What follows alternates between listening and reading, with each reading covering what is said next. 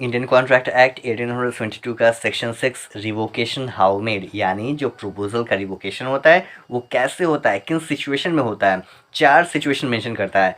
Section 6 4 situation mention करता है कि इन 4 सिचुएशन में प्रपोजल का रिवोकेशन हो जाएगा। पहला, bye the communication of notice of revocation. पहला है कि अगर प्रपोजर ने अदर पार्टी को नोटिस ऑफ रिवोकेशन देता है तो प्रपोजल का रिवोकेशन हो जाता है। ठीक है, कहने का मतलब है कि खुद से उसको लगता है कि नहीं, हमें प्रपोजल जो है हम बेचना नहीं चाहते। मान लीजिए घर बेचना है तो क्या सोच रहा है कि हम घर अभी बेचेंगे नहीं, तो रिवोकेशन करेगा खुद से।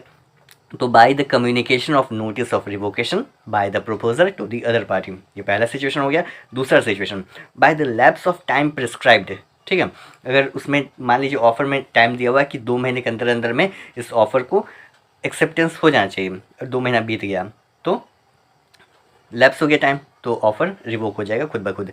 लेकिन अगर मान लीजिए टाइम पीरियड नहीं है तो बाय द रीजनेबल टाइम का अगर लैप्स होता है तो फिर भी ऑफ़र जो प्रपोजल है वो रिवोक हो जाएगा। ठीक है, दूसरा सिचुएशन है ये।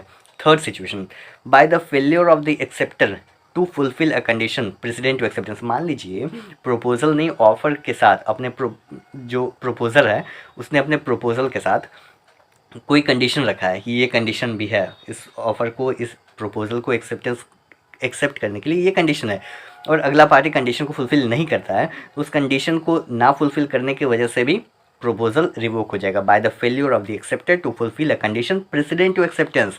ठीक है, एक्सेप्टेंस करने से पहले ये कंडीशन को फुलफिल करना ही करना है ये। और चौथा लास्ट, बाय द डेथ और इंसैनिटी ऑफ द प्रपोजर। जो पर्सन प्रपोजल दे रहा है उसको प्रपोजल कहा जाता है, उस पर्सन का डेथ हो जाता है या वो पागल हो जाता है, उसका दिमागी स्थिति सही नहीं है, पागल हो जाता है, इंसेन हो जाता है, तो या तो उसकी मृत्यु, डेथ, या इंसैनिटी ऑफ द प्रपोजल, वो रिवोक कर जाता है प्रपोजल। लेकिन कंडीशन ये है कि if the fact of his death और insanity comes to the knowledge of the acceptor before acceptance.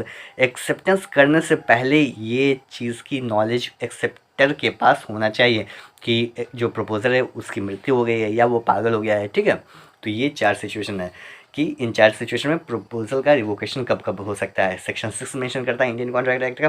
पहला कि खुद से, अदर पार्टी जो प्रपोजल है खुद से नोटिस ऑफ रिवोकेशन देकर प्रपोजल का रिवोकेशन किया जाता है।